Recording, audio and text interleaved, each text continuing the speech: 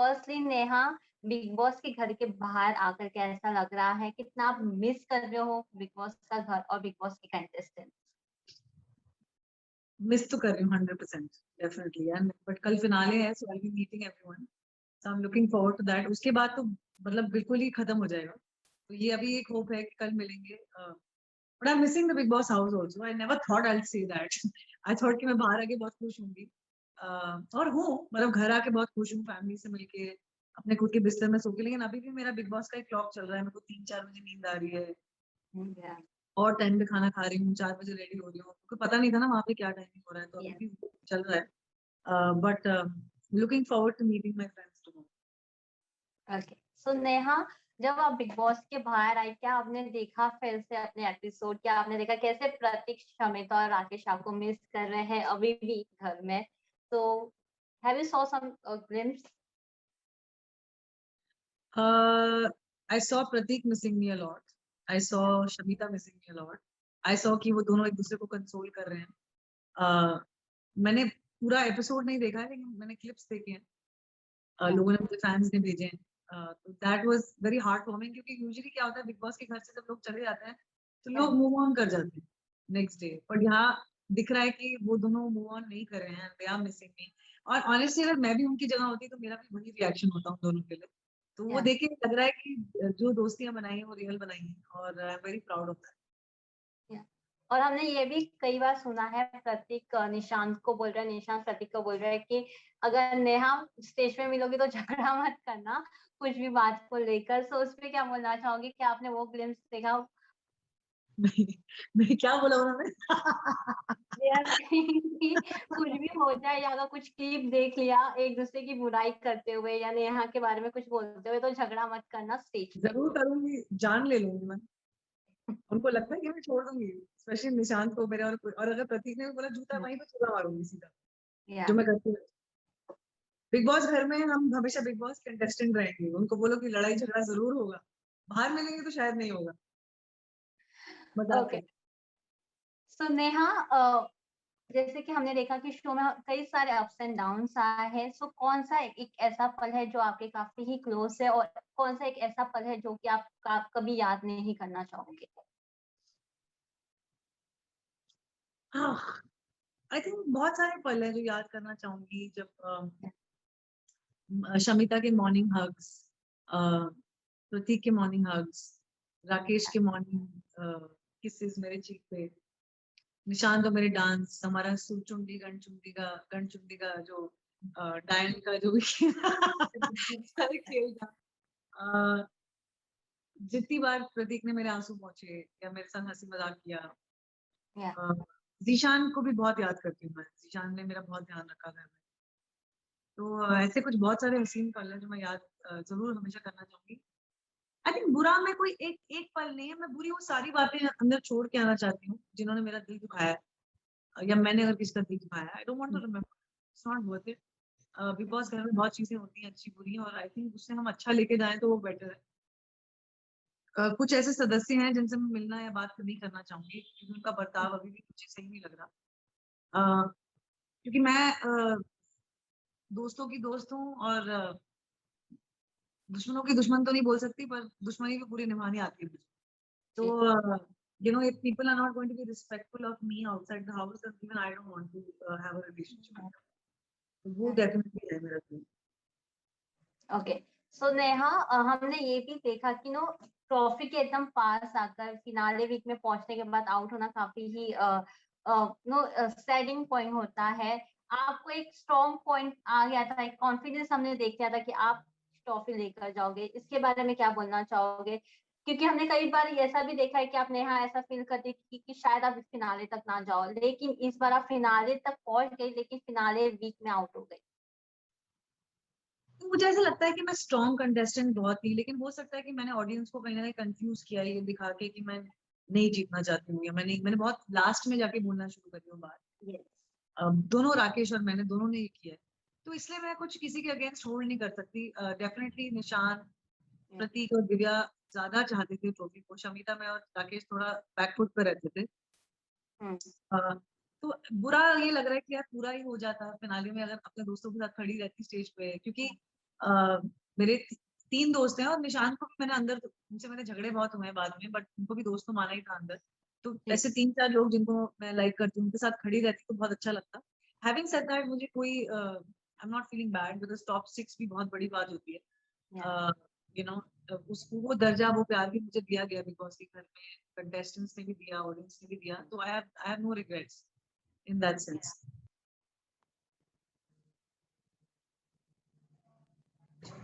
हुँ। Okay, so Neha, हमने कई बार ये भी देखा है कि आपका शो में एक तरफ साइड में हो जाती थी और सभी घर वाले एक तरफ हो जाते थे। आप हमेशा टारगेट पॉइंट बनती हुई नजर आई। क्या कंटेस्टेंट्स ने, बाकी घर वालों ने आपको इजीली टारगेट समझ लिया था? आई एम वेरी हैप्पी अभी बात बोल रहे थे, मुझे ये फील होता था, लेकिन बहुत बार दिव्या ने बोला कि मैं घर को एक तरफ कर देती थी और मुझे ऐसा नहीं लगता था। मुझे ऐसा लगता था कि मैं बहुत पहले हफ्ते में मे बी, और उसके बाद मुझे ऐसे बहुत बार लगा कि ग्रुप्स बन जाते थे और I used to get targeted a lot. I think मेरी जैसी जो पर्सनालिटी है, नंबर 1 ओपन, सेकंडली नीडर भी कुछ हद तक, thirdly confrontational, you know, and then also vulnerable. I think I was a, कहते हैं ना कि मैं तब ओपन ग्राउंड फॉर टारगेटिंग, मतलब एकदम खुला मैदान। और इसलिए मैं बिग बॉस घर में जाने से बहुत डरती थी, क्योंकि मैं अपने आप को जानती हूँ। मैं बहुत इमोशनल भी हूँ एज अ पर्सन, और एट द सेम टाइम मेरा हस्बैंड मुझे बोलते हैं कि यू आर लाइक ग्लास। तुम्हारा माइंड और तुम्हारा बॉडी ग्लास की तरह है, तुम्हारी फीलिंग्स छुपा नहीं सकती, तुम दिखती है तुम्हारी शक्ल पे। तो उसके लिए एक ईज़ी टारगेट बनना आसान होता है। हैविंग सेड दैट, 2 जो Yeah. सबसे ज़्यादा प्लेयर्स थे, वो दोनों ही कन्फ्यूज़ रहते थे मेरे से, निशांत भी और दिव्या भी। निशांत एंड तक कहता था मुझे इसका गेम ही समझ नहीं आ रहा, क्योंकि मेरा कोई गेम था ही नहीं। जी। मेरा दिल से था गेम। तो जी। एक तरफ मैं उनको वल्नरेबल भी लगती थी, दूसरी तरफ मैं उनको ये भी लगता था कि इसका सीन क्या है? वो किसी के हाथ में आती Yeah. नहीं है, किसी की बात सुनती Yeah. नहीं है, सबकी अपनी है। तो वो कभी मुझे अपने कंट्रोल में कर नहीं पाए जो घर के मेन प्लेयर्स Yeah. थे। तो उस तरीके से मैं स्ट्रॉन्ग प्लेयर भी थी, just by being myself. Yes. तो I think the best way for them to weaken my game was target करो। यू नो नेहा की बोल्डनेस को टारगेट करो, उसके कपड़ों को टारगेट करो, उसकी Yeah. रिलेशन जो उसका कनेक्शन है प्रतीक, उसके साथ टारगेट Yeah. करो। तो ये सब उन्होंने बहुत किया है, मतलब घर में बहुत हुआ है। पर मुँह पे नहीं करते थे, which I find very like, मैंने एंड में बोला भी था कि करना है तो मुँह पे करो। से it Yeah. From my Yeah. सो नेहा, कैसा था फैमिली का रिएक्शन जब आप घर वालों के सामने गई? क्योंकि आप हमेशा बोलती थी घर वाले पकड़ कर मारेंगे। क्या उन्होंने कैसे रिएक्ट किया जब आप घर पे गई फिनाले वीक के बीच में से? किस चीज के लिए डांट पड़ी, फिनाले वीक के बीच में से आउट होने के लिए या घर की कुछ बातों को लेकर? एक्चुअली थैंकफुली मुझे डाँट तो नहीं पड़ी, मम्मी तो बहुत ही प्यार कर रही हैं, बोल रही दिल्ली आजा, मिस कर रही हैं मुझे। बस ये बोला था कि मुंड-मुंड बहुत ज़्यादा तुमने बोल दिया शो पे, बहुत गालियाँ हम्म। ज़्यादा, मतलब ज़्यादा बकवास बातें कर दी। वो तो मुझे पता था। बाकी my husband was also very happy with my performance on the show. या। उन्होंने मुझे पर्सपेक्टिव दिया कि मैंने क्या किया, क्या नहीं किया, मेरे या। क्या विनिंग पॉइंट थे, क्या लूजिंग पॉइंट थे। उन्होंने मेरी फ्रेंडशिप शमिता और प्रतीक दोनों के साथ अप्रिशिएट भी करी और ये भी कहा कि उन दोनों ने तुम्हारा ध्यान रखा। अ, या। उन्होंने ये भी मुझे बताया कि तुम बहुत टारगेट हुई हो, कि 6-6 घंटे तुम्हारे बारे में लाइव फीड पे बिचिंग भी हुई है, तुम्हें स्लट शेम भी किया गया है, या। और हर ग्रुप में बैठे-बैठे बहुत कंटेस्टेंट ने जितने तुम्हारे बारे में बातें घुमाई हैं। उन्होंने ये भी कहा कि जो मैं तुम्हें लेटर भेजा था, मैंने तुम्हें भेजा ही इसलिए था ताकि उन लोगों को थोड़ी शर्म आए अपनी हरकतों पे। कि हम्म। ओटीटी परिवार, मैं बार-बार ओटीटी परिवार बोलता गया ताकि उन लोगों को थोड़ी शर्मिंदगी महसूस हुए कि जी। वो क्या कर रहे हैं तुम्हारे against.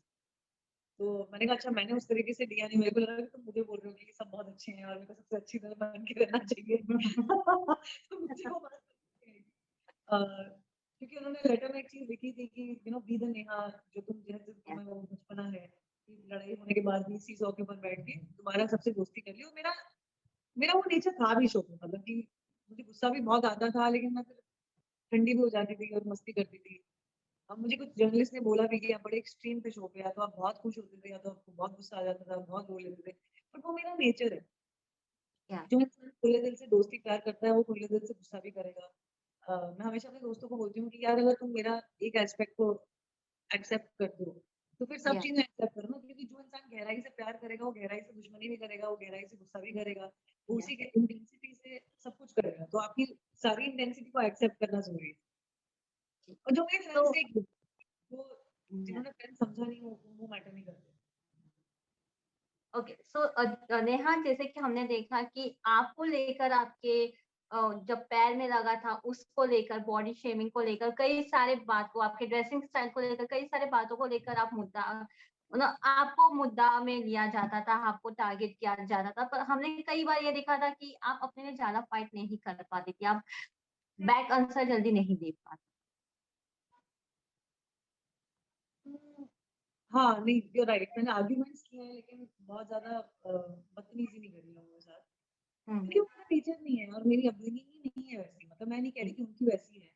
But I ji think मेरे लिए सबसे मुश्किल बिग बॉस हाउस में यही था कि चिकम-चिल्ली करना, जो मैंने किया है कई बार, मेरा गला बैठ जाता है। बिकॉज़ एज़ अ सिंगर हम लोग को आदत ही नहीं होती अपनी आवाज़ उठाने की। हम कभी या ऊँची आवाज़ में बात नहीं करते। तो कई बार अपने आप को सुनाने के लिए चीखना पड़ता था और अपने आप को डिफेंड करने के लिए एक हद से ज़्यादा बोलना पड़ता था। वो मुझे सबसे डिफिकल्ट लगा इस घर में, honestly speaking, because I don't have a problem with confrontation. पर ये लोग क्या करते थे, कई बार डर्टी खेलते थे। एक हम्म, बात तुम्हारे मुँह से निकल गई, उसको घुमा-घुमा के तुमको शर्मिंदा करेंगे, तुमको नीचा दिखाएँगे। दे used to play a lot of mind games। या वो चीज़ मुझे कभी अच्छी नहीं लगी। तो मैं बोलती थी जाने दो। बहुत बार होता था, मैंने बोला जाने दो, मेरे को बात ही नहीं करना इस बारे में। और उससे ये भी पता लगता है कि जो मुझे अगेन मेरे घरवालों ने, फ्रेंड्स ने और फैन्स ने बोला है कि I think there were some people who were very jealous of me in the house. क्यों या थे जेलस मेरे को समझ नहीं आया कि ऑल्सो मुझे घर में मतलब बहुत लोग प्यार भी करते थे। उस चीज़ से भी हमको प्रॉब्लम होती थी कि या इसकी हम फॉर एग्ज़ाम्पल लोग कितना भी बोल लें, मेरी फ्रेंडशिप्स एंड तक चली। They were real till the end. और आज वो फैन्स भी उस चीज़ को नोटिस कर रहे हैं कि आज भी अगर निशांत और प्रतीक मेरे में बात कर रहे हैं, अगर आज भी शमिता मेरे में बात कर रही है, तो कुछ कुछ तो होगा ना, कुछ तो मैंने उनके साथ एक बॉन्ड बनाया होगा कि वो आज या भी मेरे में बात कर रहे हैं, मैं नहीं हूँ वहाँ पे फिर भी। सो ये बात आई थिंक लोगों को रिकॉग्नाइज़ करना ज़रूरी है कि जो बातें मेरे बारे में उड़ी हैं, वो जेलसी से ज़्यादा उड़ी हैं। वो जी ईज़ी टारगेट बनाने के लिए, क्योंकि मैंने अपनी वल्नरेबिलिटी को ओपनली शो किया। किसी के बीच में जाके बैठ के बकवास हम्म, बातें भी करी हैं, मैंने बहुत बकवास बातें करी, मुझे पता है। पर ये सारी बातें हम लोग घर में नहीं करते, हम सारे अपने फ्रेंड्स के साथ करते हैं। मैंने या नेशनल टेलीविज़न पे कर दी, तो क्या हो गया? तो ये हिपोक्रेसी की ज़रूरत क्यों है? So that's what I feel. बाकी बहुत लोगों का प्यार भी आ रहा है, बहुत लोगों का। जी कुछ एक्स कंटेस्टेंट्स हैं जिनके पास से जलने की वो अभी भी आ रही है, पता नहीं क्यों बट आ रही है। अ, या व्हाट कैन आई से यार? I feel that they still miss me. That's what I feel कि दे या हैव वन साइडेड ऑब्सेशन और love affair with me and they छोड़ नहीं पा रहे मुझे। मैंने छोड़ दिया उनको बिग बॉस घर के अंदर ही। Yes. Okay, so Neha, finally any message for the audience who are still loving you? कई सारे मैंने देखे कि अभी भी आपके मर्जर्स बना रहे हैं बिग बॉस घर में से, आपके और प्रतीक के, सो उसके लिए क्या बोलना चाहोगे? यार आई जस्ट वांट टू से वन थिंग कि मैंने अपनी पूरी कोशिश करी कि मैं अपनी पूरी पर्सनैलिटी आपके पास लाऊँ, अपना दिल आपके पास लाऊँ और मैंने एंटरटेन करने की भी कोई कसर नहीं छोड़ी घर में। आपने मुझे पसंद किया, मुझे प्यार किया, मैं उसके लिए बहुत, बहुत, बहुत शुक्रगुज़ार हूँ। और अभी भी जो मैसेजेस आ रहे हैं, मैंने आज 200 स्क्रीनशॉट लिए हैं 1000 मैसेजेस में से। वो मुझे इतने ओवरवेलमिंग लग रहे हैं, क्योंकि कुछ दिन पहले तक मेरी मम्मी बता रही थी और हस्बैंड बता रहे थे बहुत नेगेटिविटी थी, ट्रोलिंग बहुत हुई है। तो अब जो मेरे फैन्स हैं उन्होंने बोलना शुरू किया है। उन्होंने मेरे को बताना शुरू, वो देख रहे हैं कि मेरे को इतनी नेगेटिविटी मिल रही है, उनको समझ आ रहा है कि इसको प्यार की ज़रूरत है और मुझे हमेशा प्यार की ही ज़रूरत होती है। मुझे मुझे किसी का सपोर्ट नहीं चाहिए, मुझे प्यार चाहिए। तो अब वो जी दे रहे हैं और बता रहे हैं कि मैंने कैसा किया है, तो मेरे को बहुत तसल्ली हो रही है कि मैंने जो किया अच्छा ही किया है and I am proud of my journey and I am very proud of my supporters. And I'm very proud of the media also who's been very kind to me. So I या just want to say thank you. Thank you Neha for giving your precious time